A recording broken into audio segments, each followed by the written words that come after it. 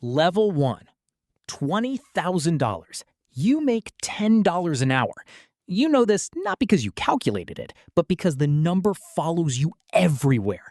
Into the grocery store, into the gas station, into every conversation you avoid about what you do for a living.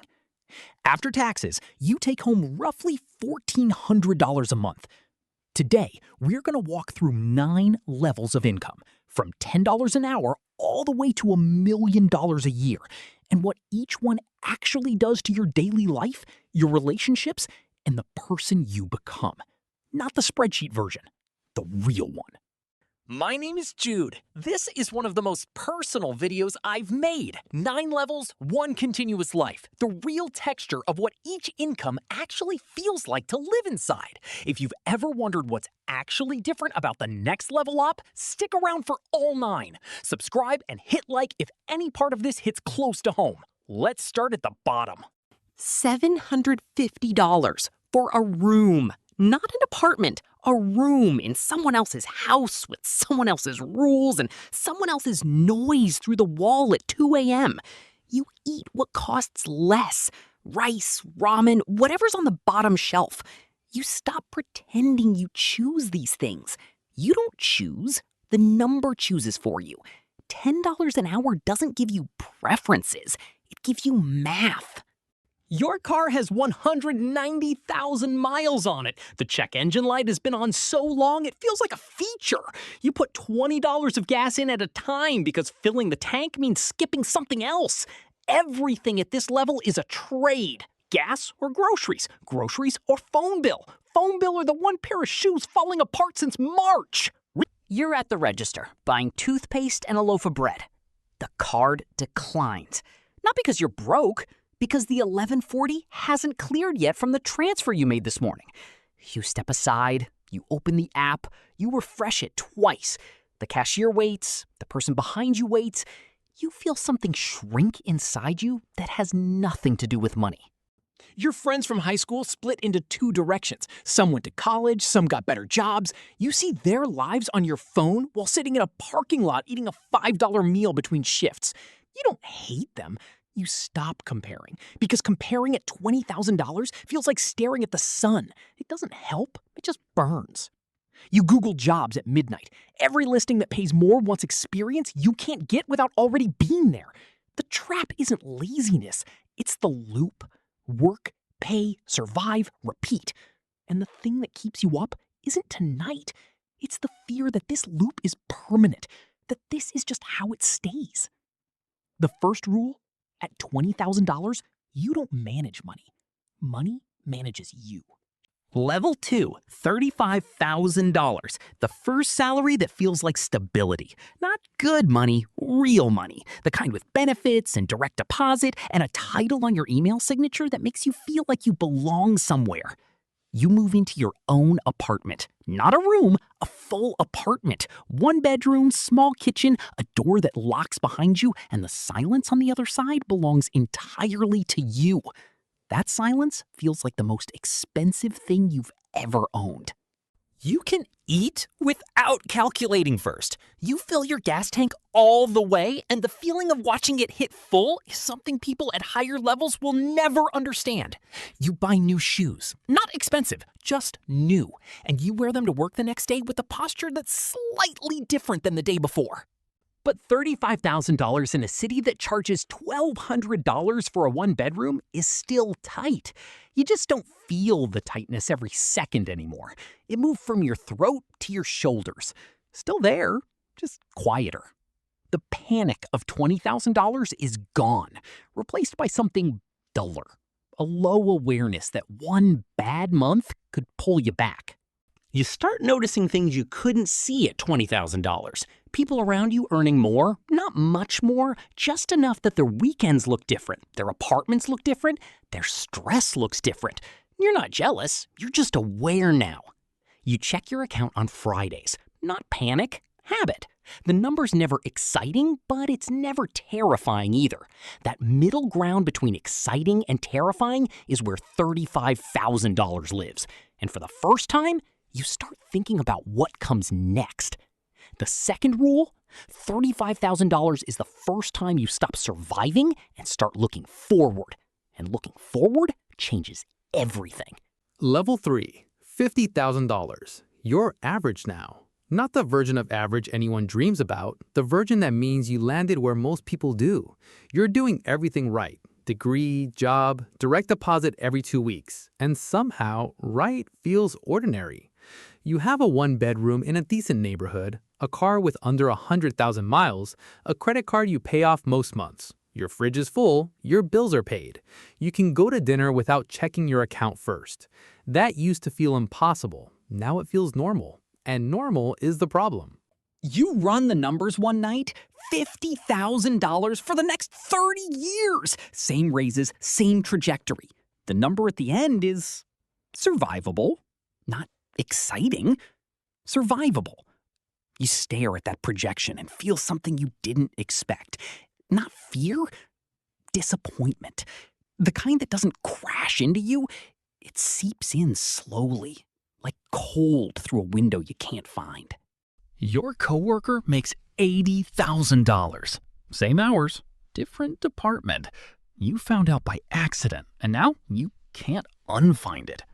The gap between $50,000 and $80,000 isn't just $30,000. It's a different apartment, a different car, a different kind of freedom. You do the same work. The paycheck says otherwise. You start thinking about more, not greed, awareness. The same awareness that showed up at $35,000, but sharper now. Because at $50,000, you can see both directions clearly. You see $20,000 behind you, and you're grateful. You see $100,000 ahead of you, and you're hungry. And sitting in the middle of that view is the most uncomfortable place on the entire scale. The third rule, $50,000, is the mirror. You see exactly where you are and exactly where you're not. Level 4, $75,000. Something shifts, not in your bank account, in your mornings. You wake up and money isn't the first thought. It's there, still present, but it's not leading anymore. For the first time in your life, you think about what you want before you think about what you can afford. You moved into a better apartment, not luxury, just space. A second bedroom you turn into an office, a kitchen where you actually cook, a neighborhood where you sleep through the night. The upgrade wasn't dramatic, but the feeling of walking into something you chose instead of something you settled for changes how you carry every single day. You book a flight without waiting for a sale. You buy groceries without checking the total. Small shifts that feel enormous to someone who remembers $20,000. People start calling you successful. You don't correct them, but the word feels borrowed, like a jacket that fits but isn't yours, because you know what $100,000 looks like from here, and $75,000 still feels like the waiting room. The gap between you and your old friends is showing now. Not in arguments, in silences, in the things you stop mentioning because talking about your new apartment to someone still renting a room feels like a language they didn't ask to hear. You don't pull away, the altitude does it for you. The fourth rule, $75,000 is where money gets quiet, and in that quiet, you finally hear yourself. Level 5, $100,000, 6 figures, the number everyone chases. You thought crossing it would feel like arriving somewhere. It doesn't. It feels like walking through a door into a room bigger than you expected, with more doors you didn't know existed. Taxes take more than you imagined. $100,000 is really $72,000 after the government takes its cut. In New York or San Francisco, $100,000 is survival money dressed in a nice title. You're rich to your family, you're average to your coworker, you're broke compared to your neighbor. The number means everything and nothing, depending on who's looking. You stop telling people what you make. Not humility, protection. At $100,000, everyone has an opinion about your money. Family members call more often, friends pitch ideas, strangers on the internet tell you you're not really wealthy. Everyone suddenly knows what you should do with a number they've never held. The lifestyle didn't change the way you thought. Better apartment, better food, better clothes. But the jump from $75,000 to $100,000 doesn't feel like the jump from $20,000 to $35,000. That first jump changed your life. This one changed your options, and options without clarity is just a more comfortable version of being lost. You sit with the number you chased for years and realize chasing was the point. Having it feels nothing like wanting it. The hunger was the engine. Now the engine is quiet, and you're not sure what's supposed to drive you next. The fifth rule, 6 figures is a door, not a destination. And what's on the other side is a question, not an answer. Level 6, $150,000. Life changes visibly, not dramatically, visibly. The apartment is nicer, the car is newer. The vacations are real, not just long weekends driving somewhere close. But the biggest change isn't material, it's social. You stop relating to conversations about money problems, not because you don't care, because you forgot what it feels like. That forgetting creates distance. You don't notice until someone reminds you. A friend asks to borrow money. The amount is small to you. It's everything to them. You say yes without thinking. They say thank you in a way that carries weight you weren't expecting. That gap isn't financial. It's experiential. You live in different worlds now. Same city, same streets, different math. You start measuring life differently, not in paychecks, in freedom. Can you leave this job without panic? Can you take a month off? Can you say no to things that drain you without consequences? The answer is almost. Not yet, but almost. The sixth rule, $150,000 is where money stops being the conversation and starts being the silence between conversations nobody has anymore. Level 7, $250,000.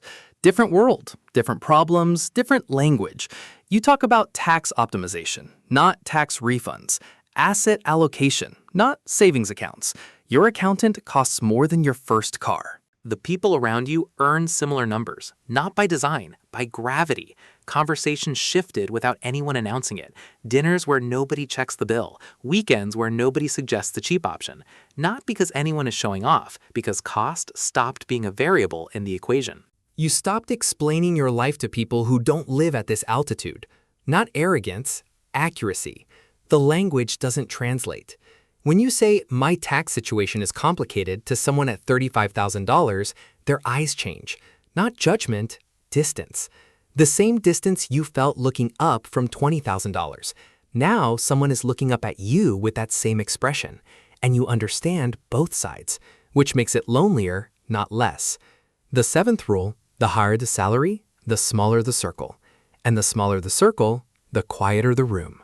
Level 8, $500,000. Money becomes invisible. You don't check prices, you don't check your balance. Decisions aren't about cost anymore. They're about time. Everything is measured in time now. What costs you hours, what saves you hours, what earns while you sleep. Your problems have different names. Estate planning, trust structures, capital gains, words that didn't exist in your vocabulary at $20,000. The money required it. The isolation is real, not loneliness, something else. The person you were at $20,000 eating ramen between shifts wouldn't recognize you, and you wouldn't know how to explain this life to them without sounding like someone you once resented. The eighth rule, $500,000 doesn't buy happiness. It buys distance from struggle, from people, from the version of yourself who understood what $10 an hour actually felt like. Level 9, $1 million. $1 million a year. You don't say it out loud. Nobody at this level does. The number exists in tax documents and wire transfers and conversations with attorneys who charge by the 6-minute increment.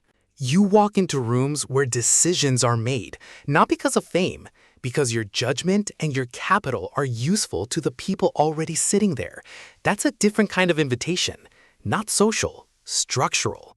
The distance from 20,000 is permanent now, not just financial, psychological, emotional. You remember the parking lot, the $5 meal, the declined card. You remember it the way you remember a country you lived in as a child. Familiar but foreign. Yours but not anymore. The ninth rule. At $1 million, money stops measuring your worth. It starts measuring your reach. And reach changes everything it touches, including you. Somewhere right now, someone is making $10 an hour. They're sitting in a parking lot between shifts, eating something cheap and fast. Their phone screen is cracked. Their gas tank is half empty. They're Googling jobs at midnight. They think this is about the number. It's not. It's about what the number does to the distance between who you are and who you become. The paycheck hits every 2 weeks. It takes whoever shows up. If you saw yourself somewhere on that scale, whichever level it was, hit that like button and subscribe. Every week I break down the real, lived experience behind the numbers most finance content only shows you as a spreadsheet. And if you want to understand the exact net worth milestones that run alongside these income levels, what actually changes at $100,000, $500,000, and $1 million in net worth, not income, that video is right there. I'll see you in it.